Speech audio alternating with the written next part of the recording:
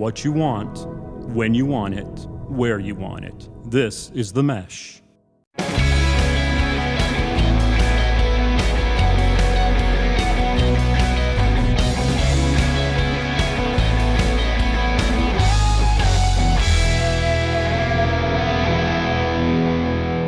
Hello and welcome to another episode of I Guess I'll Do It with Pat House, where I talk to comedians about comedy and what got them into it. Today, I am very excited about this guest. His YouTube, his Dry Bar special has over 200 million views, and I've been a fan for a long time, and we just met 3 weeks ago at Helium in Philadelphia. Today, I have Brad Upton. Thank you, sir. Nice to be here. Yeah, it's great to have you on, man. I mean that. I've been a fan for a long time. I've known about your stuff for years. We crisscrossed paths, and we finally got to work together earlier this month in Philly, and it was awesome. Yeah, it was. That was a fun weekend. 2 packed shows on a Sunday. On a Sunday. Yeah, you know you're getting old when the late show's at 7 o'clock.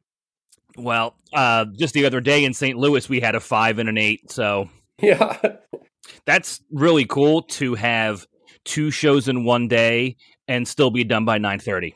Yeah, I like that idea myself. Well, as you know, afterwards, we sat there. I got a tad tipsy that evening.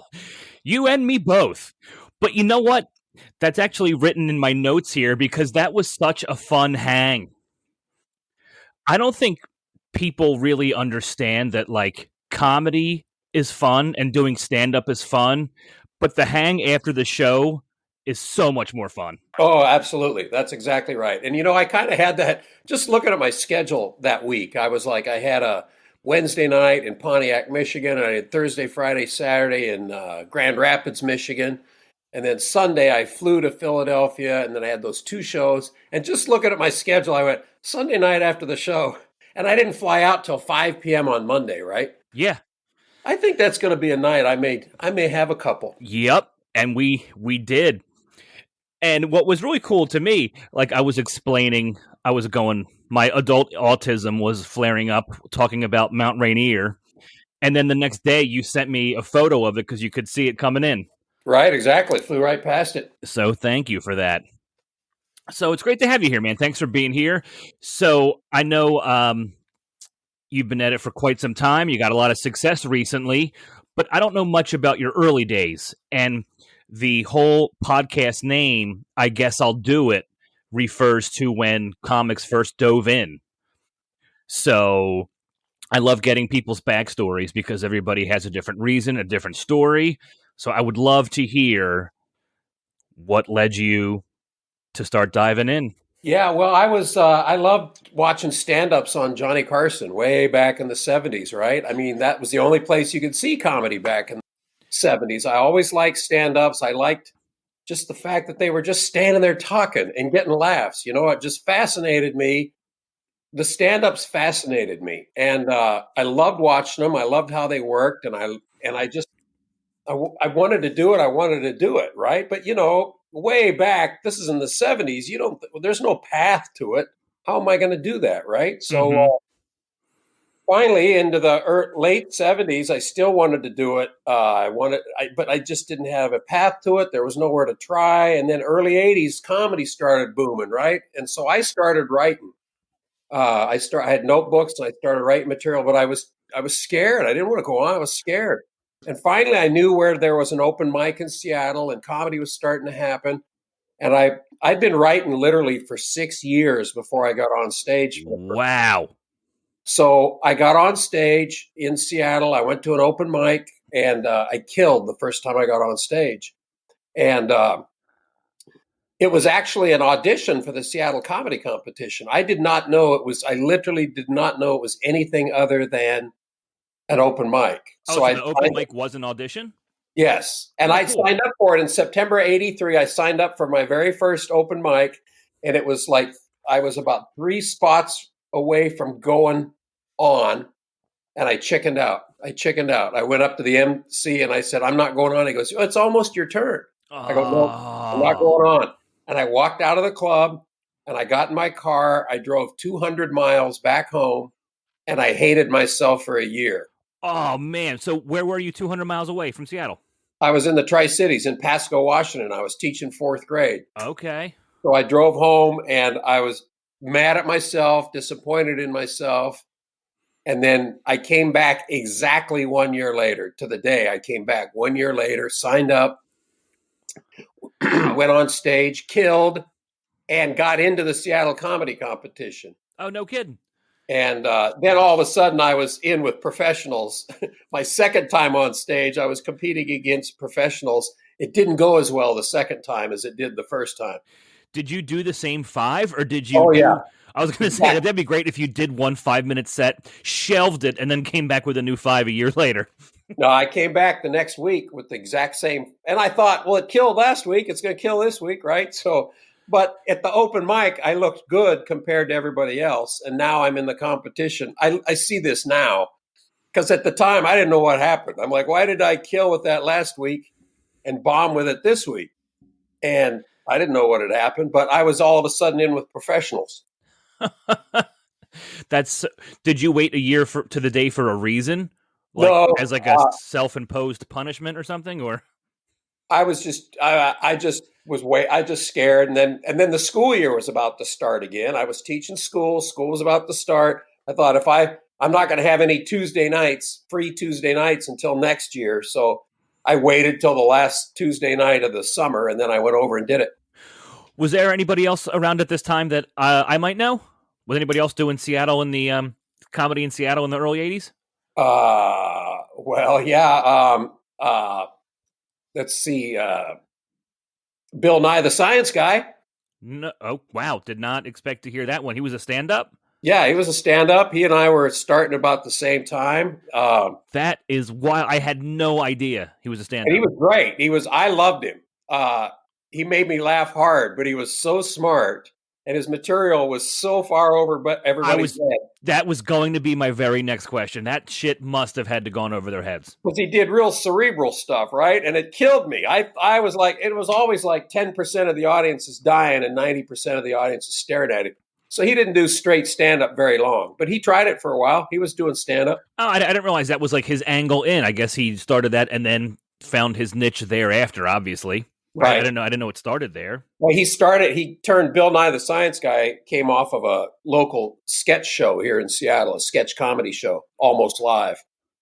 Oh, cool. And that was a character that he did on the local sketch show. And that turned into, Bill Nye the Science Guy. That's really fascinating. Anybody else I would know from back then? Do you know Tom McTeague or Steve Smith? They still work. They're still around. I know those names, but I don't know them, no. God, just off the top of my head from that competition. I wish I had a 1984 thing. I'd go through there. There's probably several names on there you probably would know. I'm sure. Yeah. Why do you think it is that comedians kill their first time on stage and then the next time or two or the next year doesn't go so hot? But I don't know. It's a good question. I'm fascinated by it myself. I talk to a lot of I ask every single one of my guests this question about their very first set, and most of them say it was great. And then immediately after that, everybody completely shits the bed. Mm-hmm. Their next time on stage. I don't know. I'm fascinated by it too, and I've heard similar stories where people went better the first time. And I don't know. Do you have any? I don't know what it is. Maybe the second time up, you have slightly more confidence and you get slightly cocky. I think there's definitely a little bit of cockiness to it. I definitely think that's in there. Because the first time I got on stage and I killed, and I thought, well, I'm going to be on Johnny Carson this is September. I'll probably be on the Tonight Show by Thanksgiving. That's how you're thinking. I'm that good. And then it turns out I'm not that good. I love watching old Carson clips. Gary Shandling's Carson set, his first one, it might be the funniest 6 minutes of stand-up I have ever seen. And I think I watch that clip like once a month. So when you were watching Carson, who were some of the comics you were really looking up to? Way back then, there were guys like Tom Dreesen. And he's been on the podcast. I've had Tom on. Oh, yeah. Tom Dreesen was one of the guys. Rich Scheidner. He was on a bunch of times. I love watching his clips. Yep. The guys back in the 70s, David Steinberg. Mm-hmm. I'm trying to think of Oh, God dang it. I'm dry. I can see everybody's face. I can't think of anybody's name. They're always so fun to watch. And like for me on the road, I'll bring my iPad to the hotel gym, and then that's kind of my hotel gym viewing as Right. Oh, old cool. Carson sets. Yeah. But when I was watching those guys, and you watch them for a while, and then after a while, you start thinking, I think I can do that. I think I can do that. I think I have the ability to do that. Right. So, Which is also kind of cocky, but every single comic has that in us. absolutely. It is kind of cocky because You have to, because if you didn't have that, then you wouldn't do it. Right, exactly. But at the time I was teaching fourth grade, and I've told people teaching fourth graders and entertaining a room full of drunks, it's the same skill set. It's the same thing happening. Were you a funny teacher or were you serious? Because Yes, I I was funny. I Okay. clowned around constantly, and I made jokes, and I would laugh, and I basically entertained those 10-year-olds all day. which is such a that skill has absolutely had to have come in handy in stand up because you're working the same muscles. Because I feel like a lot of comics are teachers. I have friends who are teachers, and some are very funny with the students, but some keep the two worlds totally different. They're very strict and stoic at work, and then they're a comic 4 hours later. No, I was always fun and having fun. And I recognized right away when I was teaching school and when I started doing stand up, an obnoxious 10-year-old that is trying to disrupt the class is doing it for attention, right? Mm-hmm. And because they're bored and they want attention. And a heckler is doing the same thing. Heckler's doing the same thing as a 10-year-old, is they want attention. Whether it's negative or positive, they want attention. Is this something you use in clubs when you have a heckler? Because that's a great Absolutely. analogy And, to compare them to a 10-year-old, to just rip somebody down and be like, you're a 10-year-old right now. Well, that's yeah, absolutely. And you know what? When you're when you're teaching school and you have an obnoxious 10-year-old, you're supposed to ignore the behavior. Don't reward the behavior. If they're sitting there tapping their pencil, on the desk, you can hear it and it's annoying the shit out of you, but you just ignore it because you don't want to reward the behavior. Mm-hmm. Same way with somebody in the audience that starts chirping. I absolutely ignore it. Like I don't hear it. I don't see it. Don't reward the behavior. And quite often that's enough to make them stop because they're like, oh, this is awkward. I'm not getting any attention off of this. I'm kind of the same way. I ignore and ignore until I physically have to address something. Exactly. And I was at the Buffalo Helium last weekend, and this was a wild weekend because I had to address people on 4 out of the 5 shows. Had to address something. Right. Was there ever a conflict with any of the parents and you being a teacher and a comic? Does that make any sense? Because a friend of mine literally had a stage name because he didn't want any of his students' parents to know he was doing stand-up. So he was really, really worried about that. So I don't know if that was some sort of thing that you had to deal with, or were you just always Brad Upton, teacher and comic? I didn't. I was teaching in Pasco, Washington, and there wasn't any comedy locally. So I was doing it that's true too. in Spokane or Seattle, which was 2.5 or 3.5 hours away. So, and I only did it. They only overlapped for 2 years. Once I did my very first open mic until I quit. Until I quit teaching was only 2 years. Oh wow! So there wasn't much overlap, and I didn't perform in the town where I was teaching at. Okay, so were you one of those comics like after you did? So you did your second set. You took a year off. You did your second set. You did the next open mic. Did you hit the ground running hard? Did you get the bug immediately? Yeah, because I did the whole week in the Seattle Comedy Competition. So by the end of the week, I'd done 7 sets in a row and then I made a bunch of friends, right? So I had a whole bunch of guys that I knew. So I lived a long ways from Seattle. So when I would come back over on the weekend, I got to do guest sets in the club on the weekend. So I didn't do very many open mics. And because I'd been in the competition, I had enough credibility. They put me up for guest sets. So I started going to Spokane or Seattle a lot. And then I'd only done comedy about 6 months before I got hired to do a professional show. And I did 30 minutes about 7 months after I did my first open mic. Oh my God. I don't think I hit 30 minutes till I was like 4 years in. But I And it told was you I've still been a writing. shaky You know, 30. I've been writing for all these years. I had these stacks. I had stacks of notes. So when the first few times, well, I did the competition the very first week. I did the first set. But after that, when I started doing guest sets up in Spokane, I was just doing new material every night, trying stuff. So I amassed a pretty big set list pretty fast. Yeah. Looking back, I thought that was normal, but I realize now it wasn't. I actually built a half-hour set in about 7 months. Wow. Do you still have all those notebooks and papers? Oh, yeah. Oh, yeah. I save everything too. I have a set list from every show I've ever done. Do you handwrite a set list every single night? I have put it on a 3x5 card, and I have 6,300 of them. Wow. And I put the set list, I put the date, I put the venue and the city. And then quite often I'll put how much time I did on it.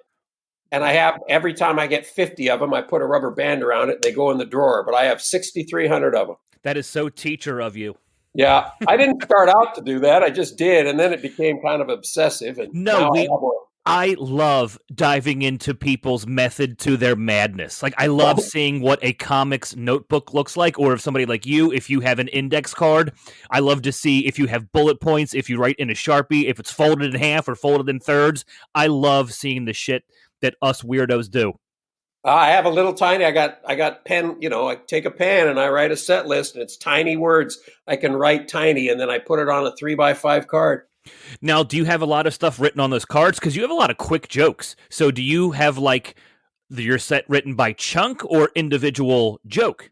Kind of, that's hard to say. It's kind of there's probably 70 words on a set list. That is so many. Yeah, it is. But that's how you just cement that crap. I don't need them. I don't need them anymore, but it's repetitions. It's just like anything else. Yes, and now it's so ingrained in you, it's never going to change. Exactly. That is so funny. Do you ever whip it out on stage, or is it in your pocket? No, it's most of the time it's in my pocket. No, I never pull it out. I've never taken notes on stage. Yeah, I'm not a fan of that either, but this past weekend I was in St. Louis and I had to plug my upcoming shows in St. Louis, so I had a note in my pocket that just said plug helium shows. So I put my hands in my pocket a lot on stage, so when I did that, I would touch the note and be like, okay, and now I remember. But if I didn't do that, I would not have remembered, because I would have been so lost in the act. I would have said goodnight, walked off stage, and be like, shit, I forgot to plug my show, and there's 1,200 people here. That'd be detrimental. Right, exactly. So you tour with some musicians. You've done a lot of shows with musicians. Dolly Parton, I saw. Yeah. Tour with Johnny Mathis. Yeah, I've been touring with Johnny for 15 years. I just did 2 shows with him this past weekend. How did you get hooked up with that? He's always used a couple of comedians. The previous guy before me, I knew the previous comedian's agent. Okay. So I was telling that agent, hey, if they ever need somebody, if one of those two guys can't cover, because I was a Johnny Mathis fan when I was a kid, right? Mm-hmm. So I said, I'd love to open for him if that ever becomes available. And unbeknownst to me, the guy that I replaced, they were looking to get rid of him. So anyway, one night I did a show in New Jersey, and that was 15 years ago, and I've been with him ever since. How much time do you do? 25 minutes. I go up actually in the middle of the show. He opens the show. Oh, okay. Explain this. It's a really cool format. He comes out and he sings about 40 minutes. And then he says, I'm going to bring out a friend of mine that I know you're going to enjoy very much. And I'll be back and I'll sing some more songs in a little bit. And he brings me out. I do 25 minutes. We go to intermission. And then he comes back and he sings a 45-minute second half. Wow. Do you find the crowds are always receptive? Oh, because, you think going up after Johnny Mathis, but, you got to follow Johnny Mathis at a Johnny Mathis concert. But when he says, here's my friend that you're going to like, I've been anointed by the king, right? So they already like me. Normally, when we walk out on stage, we have to prove ourselves every night. Exactly. You'd have to go out cold. They're like this with their arms crossed. Who's this guy? Well, when I'm with Johnny Mathis, who they love and adore and have for decades, and now he's bringing out his friend that he likes, they already like me. Yep, it's definitely in your favor. I was Absolutely. just with with Dan Cummins this past weekend, and he was doing some theaters, and he voice of God mic'd me on, which means the microphone is Right. out of sight. But Dan welcomed the crowd and then brought me up, and it just does wonders because they trust him to bring a good opener or a good comic. Yeah, Just I so did. in your favor, because I've had voice of God people bring me up and they're monotone. All right, your first comic is Pat House. Like, no, give it to them. Get them Right. excited. Show some energy. Get them ready for me. I've done. I worked with Joan Rivers. I'm name dropping here. I worked with Joan Rivers and the Smothers Brothers on multiple times, and they both did that. They both voice of God from the back of the stage introduced me, and they were getting laughs, off of the voice of God because people realize, oh, it's Joan. She's on the mic, and then she's telling them, here comes my comedian friend that you're going to like. So again, Joan Rivers just introduced me as the voice of God from backstage, so they already like me. What was it like working for her? I've been a fan of hers forever. I love learning about like the old comedy days, and she was an icon for decades who started out as a nightclub stand-up and did not have an easy road. So I love her story. So what was it like working with her? She was sweet as could be. She was really nice and such a good comic. Did you ever see her perform live? No, but I was standing next to her at DFW on a layover one time, and I chickened out on saying hello, and I'm kicking myself for that one. So no, I never even met her. I literally just saw her for 30 seconds and stood there debating what to do, and then I just walked away. Yeah, she was a great comic. I mean, she would come out, put her foot on the gas for 70 minutes and just pow, pow, pow, pow, pow for 70 minutes. Just joke, joke, joke, joke, joke, joke, joke. And she liked me because I was clean. She liked the opener to be clean because she says, I'm going to come out here and I'm going to drop F-bombs as soon as I walk out here. Yes, I don't want the opener to take the shock out of the audience. Yeah, that's a pretty common practice in stand-up. I've definitely had that happen to me as well. But you're the same way. Like, I was watching you at the back of Helium. I watched both of your shows, and I love that rapid-fire machine gun, just joke, joke, joke, bang, bang, bang style. And, I think I learned that when I first started, when you're at the bottom of the comedy barrel and you're working these just awful club one-nighters in sports bars and, out on the prairies of Canada working these crappy gigs, you have to get their attention. You can't tell them a long story. It has to be joke, joke, joke, joke, joke, joke. I love that. Yep. I saw Dave Attell last weekend. I did a quick spot with Dave at the Helium in Philly, and he's another one, just machine gun, rapid fire punchlines. Yeah, he makes me laugh hard. I've never seen him live either, and I'd love to. Oh, man. I haven't seen him live since before the pandemic. It's definitely been 4 or 5 years. He's just a beast. I absolutely love his style. Yeah, me too. You and him got to cross paths at some point. I'd love to see him. So we covered Joan Rivers. I think that's awesome. Johnny Mathis. Your website said Dolly Parton. What was that one?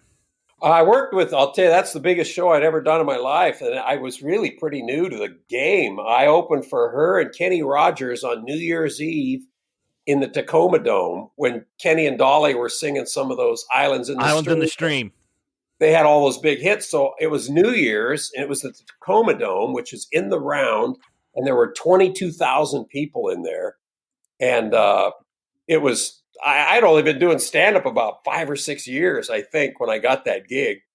But that's the only time I opened for her. Wow. How did that gig go?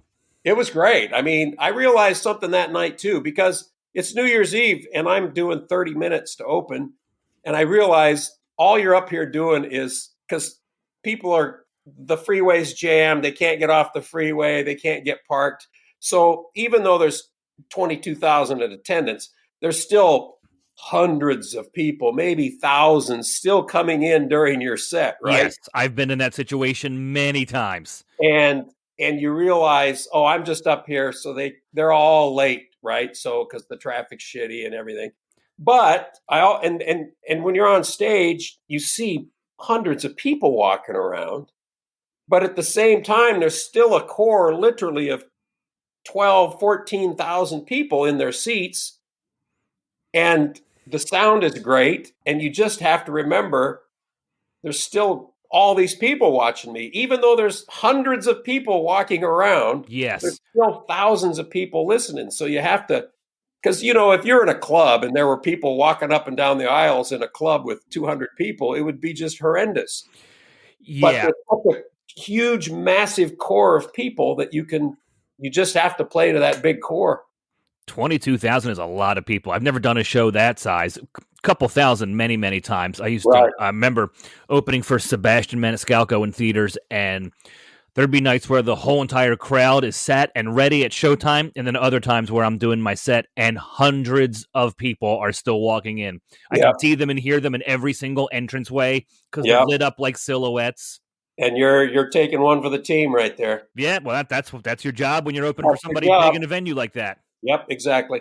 So you started in the 80s, and your Dry Bar special has over 200 million views, which is phenomenal. Right. What were the 90s and 2000s like for you? Were you touring in clubs then, or? Yep, doing clubs, and I did clubs and corporates, and I started doing cruise ships about 99. And in the 90s, I also coached on the side. I've always coached during the day. I coached track and field at the University of Washington for 3 years. I actually took a job. I didn't tell anybody in comedy that I'd taken a day job. I was still working at night. Yeah. And still doing gigs. The day after my son was born in 1994, as we were holding our perfect firstborn child, my wife was diagnosed with kidney cancer and given a 50% chance to live. Oh, wow. And I went, okay, this is changing everything. I guess I'm not a comedian anymore, I guess. So I took the track position at the University of Washington. And my wife is fine. She lost a kidney. We have a second child. So we lived happily ever after. But from 94 to 97, I coached track at the University of Washington. I didn't go out on the road like I had been. And that killed me as far as a lot of those, the bookers, if you're in with all those chains and all of a sudden you don't work for them for 3 years and then you go back. And I didn't tell them where I was. If they had called me, I was going, no, I'm booked. I didn't want to tell them I was coaching track. Yeah. Right. So that's 94 to 97. Then I went back 97 full time. And my calendar's always stayed full. I've always been a lot of clubs, a lot of corporate, handful of cruise ships. Your cruise ship story is wild. I was truly, I think you talked about it on stage, but then I grilled your ears off about it afterwards. Tell me again what situation you found yourself in 2020. Well, I'll tell you what. This is January 30th, right? So it was 3 years to the day. Oh, it was January 30th? Huh? It was January 30th? Well, it was the last week of January. Okay, close enough. It was. Because the COVID outbreak on the Diamond Princess over in Japan, 14 people died. That ship was quarantined for 2.5 months. And I was the comedian on that cruise for 7 days of that cruise. So, on a cruise that was originally a 14-day cruise. On a 14-day cruise, the entertainers get on, and day 7, they swap out those entertainers, put on new entertainers. So I left the ship in Vietnam. I flew to Taiwan. I flew back to Seattle. I'm sitting in my chair watching the news. I left the ship 36 hours earlier, and the news story comes on. There's been a COVID outbreak on the Diamond Princess in Yokohama, Japan. I went, oh, shit. I was just on that ship. That is wild. My mom and stepdad used to cruise a lot, and they've been on a bunch of the Princess ships. And I remember I called my mom the next morning. I was like, I was with Brad Upton last night, and you are not going to believe what happened to him. Yeah, man, I dodged a bullet, and I came home. And remember, that was 3 years ago. There was still one case of COVID in America. And then at the same time, Princess was still trying to squash the story, right? They were still trying to squash that story. And I had the most lucrative week of my career coming up. First week of February of 2020, I had 4 corporate gigs, like on a Tuesday, a Wednesday, a Friday, a Saturday, all in the Midwest. I had never made so much money in my life. And I was like, oh, crap, what do I do? There was still only one case, right? So I went and did them. I went and I flew around the Midwest. I shook hands. I performed in front of thousands of people. And then I came home and I got an email from the ship's doctor 12 days after I left the ship. He said, you should probably self-quarantine. I was like, what the fuck? I just left that ship. I left that ship 12 days ago. You knew I left that ship 12 days ago. So 12 days later, you're going to tell me I should it's too late. I'm Typhoid Mary. I just went all over America. Yeah. Wow. And obviously I didn't have it. I didn't spread it. But I was reading the newspaper the next week. I'm like, nothing in Detroit. All right. Nothing in Indianapolis. That was still a little bit before it became known, though, because I was at Jimmy Kimmel's Club the first week of February of 2020, right. And no word was really out yet. But I also really didn't feel good for 3 weeks after I got home. Wow. It was Super Bowl weekend. I had this weird cough I couldn't shake. I just didn't feel like myself for 3 weeks. I felt off, like sick, but not really sick. Like sick, but you're fine. Right. And then I finally felt better towards the end of February. And then a week or two after I felt better, the whole world is sick. And I was like, I wonder if I fucking had that. Or some sort of it. Have, stories like that at that time of feeling crappy. A lot of people did. Yep. I mean, Vegas Super Bowl weekend, it was shoulder to shoulder everywhere for 7 days straight. Oh, yeah. Oh, man. That is absolutely one of the crazier stories I have ever heard on this podcast. Oh, can you imagine, though? I mean, if I'd have stayed on that ship, I'd have been quarantined for the next 2 months. And I'll tell you something else. There was a couple that knew me from Dry Bar. They're Americans. They live in Japan. So they took that cruise specifically to see me. Oh, no. And they ended up both getting COVID and both being quarantined for 2.5 months. Did you lose 2 fans after that cruise? They tell me they want to come see me again. I'm like, I don't know how. I would hate me if it was me. One of the weirdest things that ever happened to me in my career, I was on a cruise with my parents. We're in the Caribbean, and I got recognized by a couple. The week before, I was performing at Magooby's outside Baltimore, Maryland. So I do that weekend of shows. Then I go on vacation with my parents. I'm at a bar late one night talking to a couple. We're just talking, introducing ourselves. And she goes, you look so familiar. Where are you from? I'm like, Philadelphia. I was like, where are you from? They go, Baltimore. And I'm like, I'm like, I don't advertise that I do stand up. Like I don't advertise it. So I'm like, Baltimore. And she said something to the effect of like, your face is so fresh in my mind. And I'm like, all right, I'm just going to tell him. I'm like, I'm a comic and I was at Magooby's last week. And she goes, that's it. It was our anniversary. We were in the front row. Wow. So I'm in Philly. They live in Baltimore. We're in the middle of the ocean in the Caribbean. And she recognized me. Wow. Comedy throws weird stuff at you like that sometimes. Absolutely. It's really bizarre. I'll tell you, I'm getting... after all these years in the business, people recognize me quite often now from that Dry Bar stuff. Just walking down the street, going about your everyday life? Yes. And it still surprises me. It still takes me back. Like, what? That's so awesome. Yeah. So let's talk about that. You have the most successful Dry Bar special, correct? That is correct. That is awesome. Do you look at the number of views every single day? Not every single day. I check it probably once a week. I look. I put a video on Instagram this morning and I've already looked at it 44 times. Yeah, I believe it. So you got 44 views at least. Yeah, right? Yeah, self-induced. Yeah. It's the Dry Bar specials. Yours are absolutely fantastic. So congrats on all the success. How did you process watching this explode? I mean, it got tens of millions of views within days. Are you just sitting there like, holy shit? Yeah, well, my wife and I were on vacation. We took a real vacation, and we went to Quebec City in Quebec in June of 2018. And I didn't know they were going to drop this thing on Dry Bar, right? And all of a sudden, my phone just lights up. I go, what is? And then I started watching the numbers, and I got 12 million views in the first 24 hours. Oh my God. So every time I looked at it, it was 100,000 higher every few minutes. You know what I mean? And it was like, oh my God, when is this going to slow down? And it just went crazy for 48 hours. And then in 10 days, it had 33 million views. Oh my God. Well, my wife and I are on vacation. This is the day we start our vacation, and all I can do, my wife's like, would you quit looking at your phone?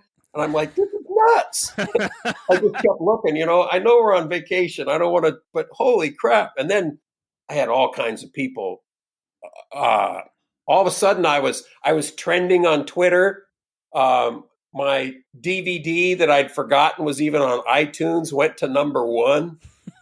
And I was just nobody more surprised than me, because it was the same crap I've been doing in the club for years. Yeah, I totally believe it. What was the main catalyst that made it pop? I was just making fun of 20-somethings. Oh, so it was specifically the millennials bit?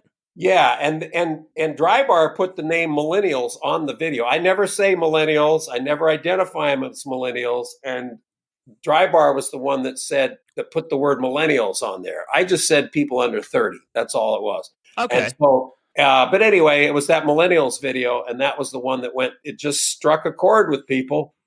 Wow. It's so wild how that stuff can happen. It is wild. And it's like a real virus. I mean, that's how it spreads.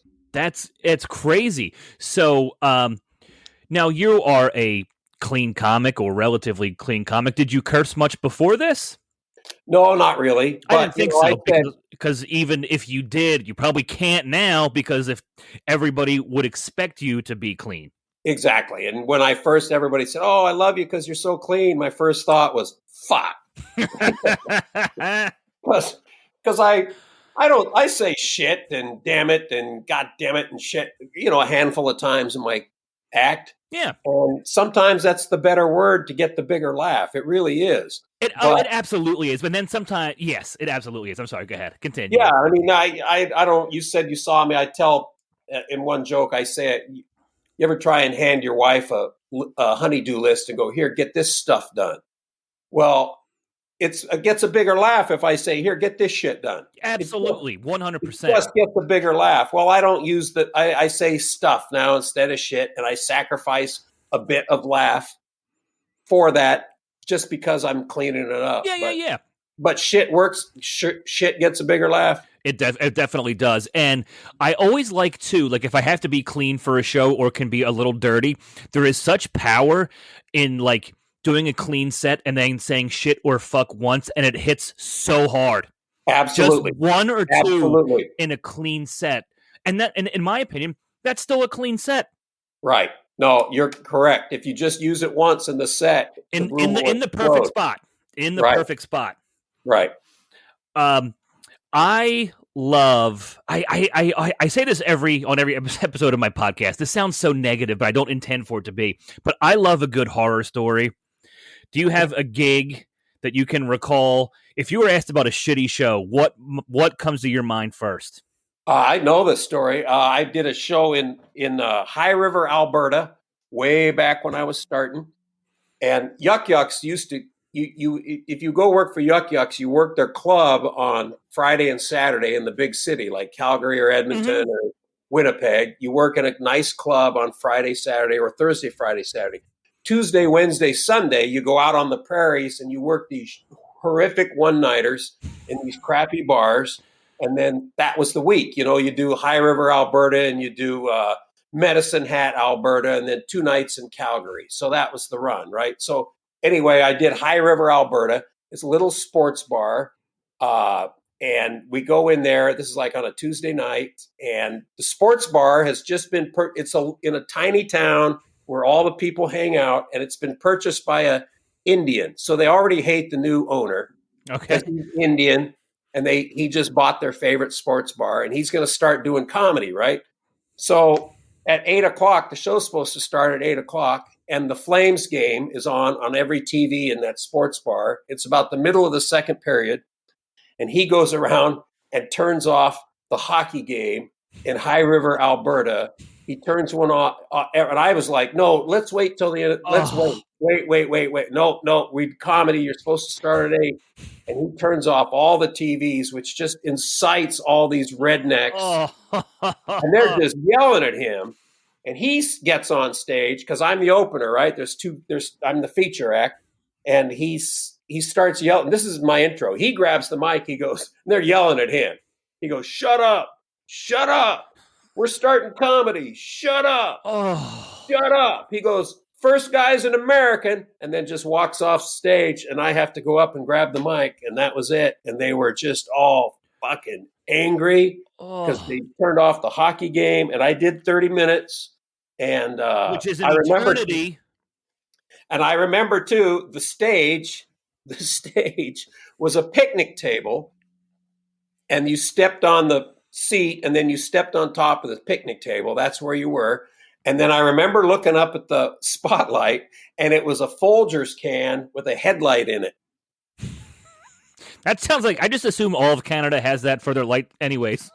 And I remember, and I've told people, the thing about comedy is you don't always know when you're in the big leagues, but you definitely know when you're in the minor leagues.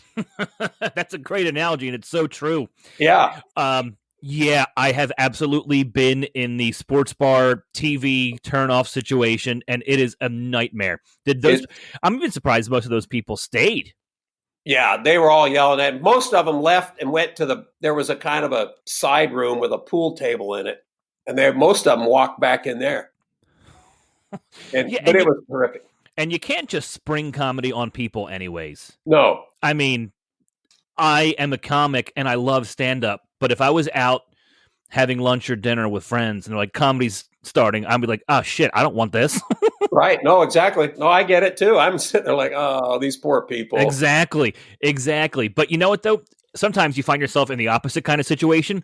I headlined a showcase at Helium 15 years ago when they were in the World Series, and we still had the show. It was during a game night. The Phillies were in the World Series, and there was 14 people in the crowd. But it was 14 people that didn't care about baseball that wanted to be there. And it was so fun. I'll bet.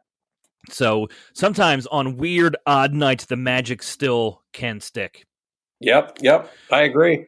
Your calendar this year looks awesome, man. Congratulations. You are bouncing all around. Yeah, I'm doing one-nighters, door deals all over the country. And it's very odd after this long in the business that suddenly people are buying tickets to see me. And I'm blown away. And you're adding shows. Yep, adding a bunch of shows. I have several coming up where I've sold them out already, 2-3 months in advance, and they're asking, you want to do a second one? I go, sure, if it'll fit. That's amazing, man. Yeah. That's so awesome. And comedy's just such a wild thing. Like I said, I've been a fan of yours forever, but it took us years to cross paths, which is another very common thing in this business as well. Yeah, there's certain guys you run into constantly. You might run into somebody 12 times in 3 years. And then there's certain guys you're like, he's been doing it as long as I have. I've never met him. Yeah. And you know what happens a lot too, especially if you're a working road comic, you might not have seen your friend in years, but they were at the club last week. You're there this week. And that happens 10 times where you're there on back-to-back weeks. Yep. What are you most looking forward to this year? What city, what state? That's a good question. Well, I'll tell you, I'm trying to build my schedule so I can watch some Mariners on the road. That's what I'm trying to do. That's fantastic. I'm looking at the Mariners schedule, road schedule. I haven't booked anything yet, but I'm looking at the Mariners road schedule. I'm going to have to, I can follow them around now, kind of. That's really cool. Yeah. I usually try to see a baseball game in every city I go to. I've been to more than half the stadiums. It's so fun. Yeah, I'm the same way. I've always done that. And I love minor league baseball. I'll do that on an off night. Here's a fun fact. I have not one, not two, but 3 Tacoma Rainiers hats. I wear them all the time.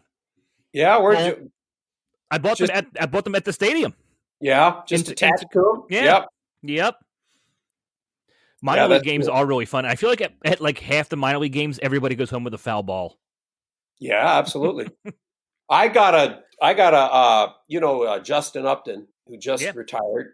I bought a game used Upton Padres jersey several years ago, and one that he wore in a game, and it says Upton on it. It's a Padres jersey, who was always my favorite National League team. And it's a size 46. It fits me perfectly, right? So he played for the Mariners this year for a month, and he sucked. But and they signed him late, and then he played a month, and then they released him and his career's over. But I went, I got to get my hands on those jerseys, right? So I emailed the equipment guy for the Mariners. I ended up buying 2 of his game used jerseys. They were a lot of money, but I got Mariners jerseys that say Upton on the back, but they're size 42. They don't fit. They're too small. And I'm like, what could make an athlete lose his power at the plate and 4 inches off his chest? So anyway, yeah, when he was a Padre, he was much bigger and hitting home runs. And now as a Mariner, he was much smaller. Now I got to wear the jerseys open like I'm a fat guy. There was a Major League Baseball pitcher named Pat House. He pitched for the Astros in the late 60s, and he was terrible. His ERA was like through the roof. I don't think he played more than 2 seasons. That's cool. But if you Google Pat House, his name does come up. Yeah, there you go.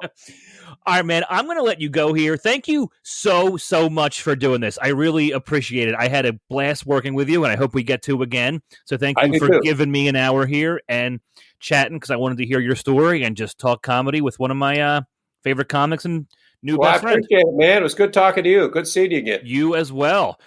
Brad Upton, everybody. Thank you. Thank you. Take care, man. Yeah.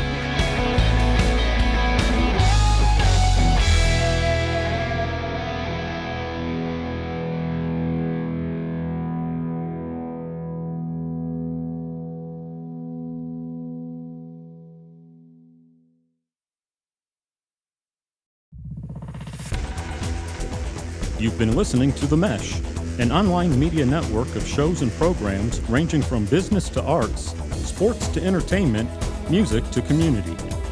All programs are available on the website as well as through iTunes and YouTube.